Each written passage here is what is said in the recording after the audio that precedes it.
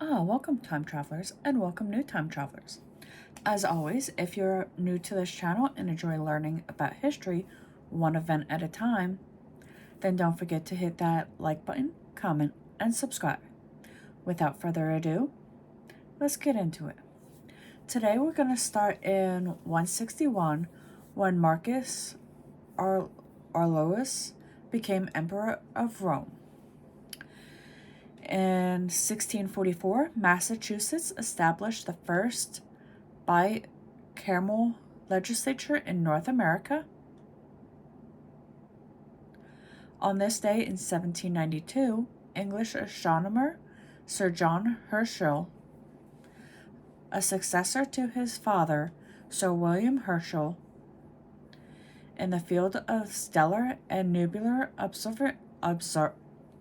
observation and discovery, was born.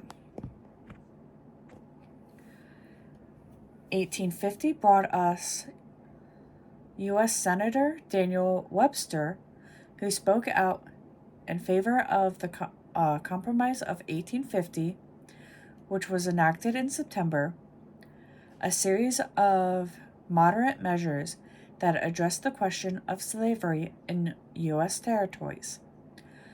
22 years later, in 1872, painter Pete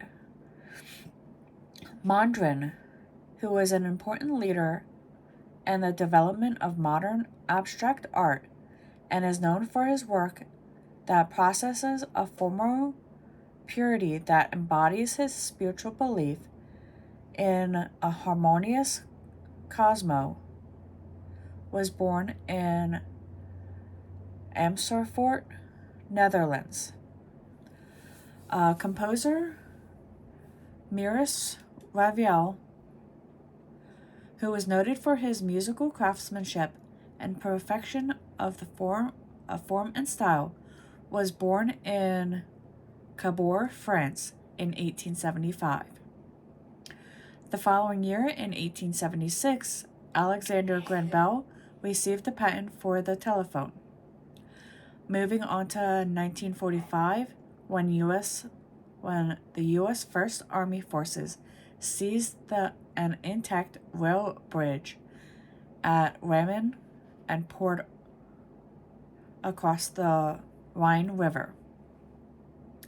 We're now going to make a stop in 1952, when West Indian cricketer Vivid Richards, who earned the nickname Master Blaster as arguably the finest batsman of his generation, was born in Antigua. I'm not quite sure where that is. If anyone has any idea, let me know in the comments section. In 1987, American boxer Mike Tyson became the youngest heavyweight to acquire the World Boxing Association, or WBA, championship belt when he defeated James Smith in 12 rounds. In 1996, the 80-member Palestine Legislative Council, chosen in general elections in January, convened for the first time in Gaza City under the chairmanship of Yasser Arafat, president of the Palestine National Authority. During his speech, Arafat hailed the birth of a new democracy in the Middle East, while deploring recent acts of terrorism against Israel, including 2 bombings in February that killed 25 Israelis. Such attacks, he vowed, would not halt the peace process.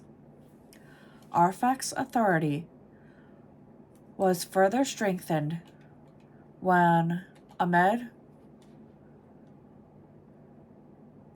Khwar Abdel Allah was elected Speaker of the Council.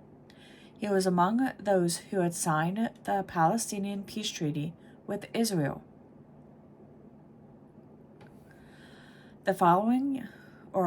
The year before the turn of the century, American director and writer Stanley Kubrick, whose iconic films are characterized as a cool, formal visual style, meticulous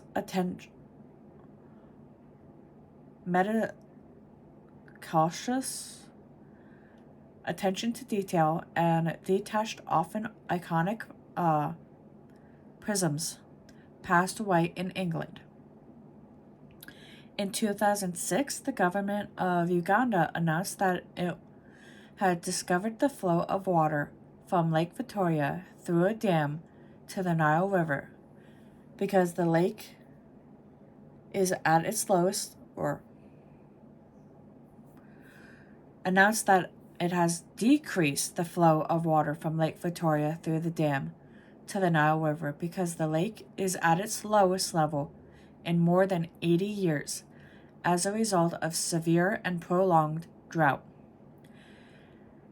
And in 2010, American director Kathryn Bigelow became the first woman to win an Academy Award for Best Director for The Hurt Locker that was released in 2008.